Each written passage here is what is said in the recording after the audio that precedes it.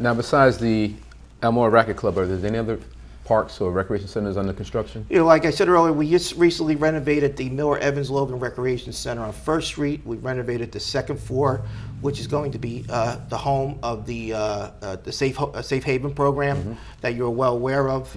It's been a program in the city that's been occupying space next door at the Mac building. They needed some additional space to bring in more children to the program. So, matter of fact, you were there on Friday. We had a grand reopening of the center, of the second floor, and which is actually just the first phase. We are also planning on new bleachers at all of our rec centers, refinishing the gym floors at all of our rec centers. So that's just part of it.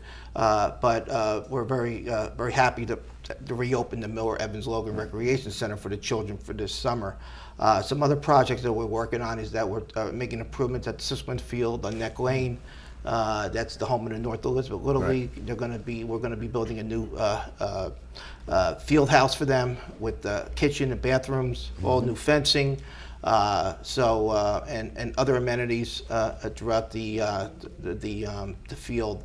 Also, going to make some improvements at the Eport Little League. Okay. We're going to add a new kitchen for them there. We just recently purchased a new scoreboard for field, for field A, actually field B. So now the Hanratty fields have two new scoreboards. Okay. So those are some of the projects that we're working on now, and we're always looking every year to make improvements to our facilities, our playgrounds, and things are moving along. The Mayor's Cup Little League, we still have that? Yes, the Mayor's Cup, I mean, it's something that we started, I guess, about 16 years ago. At the time, we had 4 Little Leagues throughout the city of Elizabeth. Presently, we have 3. And it's called the Mayor's Cup Little League Tournament, which is going to be held on Saturday, June 14th. The rain date is Saturday, June 21st. The preliminary round is going to be in the minor division, North Elizabeth versus Elmora at 10 a.m. The major division will be Elmora versus Eport at North Elizabeth at 10 a.m. And then the championship games are going to be, the minor division will be, the winner then will play Eport at 1. And the major division, the winner would be versus North Elizabeth at Eport at 4 o'clock. So just reading this is confusing to me. So if anybody's interested in coming by on June 14th, I mean, they can call the recreation department and we can give them more information or details if they wish to, find out more information. And 4th of July.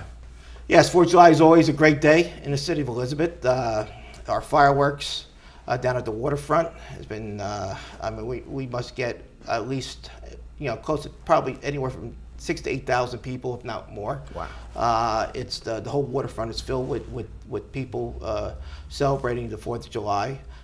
We start around 6 o'clock. We have a DJ. So there's dancing, there's entertainment. We encourage families to bring picnic baskets, blankets, chairs, you name it, and enjoy the entire atmosphere the entire evening. Not just come for the fireworks. I recommend you come early. This way you get a good location to view the fireworks. And it's a great night. It's in a location where you actually get maybe 2 fireworks in one, because after ours are finished, you can also see the Macy's fireworks in the distance. So it's a great evening. Always look forward to the 4th of July and our fireworks display. Now, very quickly, the Athletic Hall of Fame.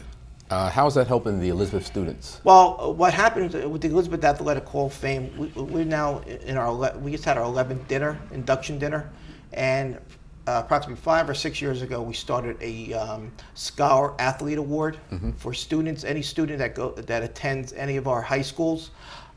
This past year, we had 2 recipients from St. Mary's, male and female. Matter of fact, I was at the class night last week, and I presented them a check, and it's $1,000 for each child, and that check goes directly to the college of their choice. So anything that can help in tuition costs for our students, and especially our scholar and athletes that may be struggling, we're very happy that we can provide this to them. I want to say thank you. I see you have a very busy summer ahead, so thank you very much, Paul. Well, Alonzo, it's always great to be here. Appreciate it. We'll be back with the second half of Our City after these words. Thank you.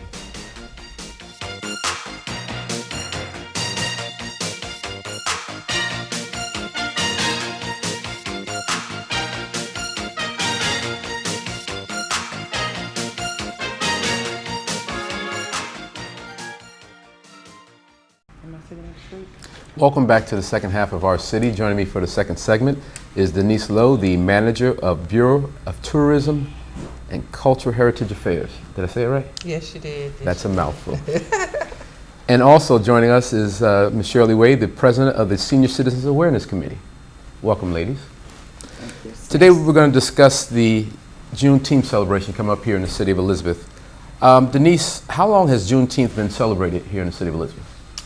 We've actually been celebrating. This will be our 5th year celebrating. I've been doing it for 4, and it was one other celebration before I got here.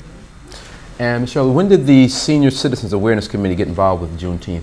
Well, it was, we started, the Senior Citizen Awareness Committee started as a result of Deacon Sampson, who wanted to have a program that would enlighten young people about our African American heritage.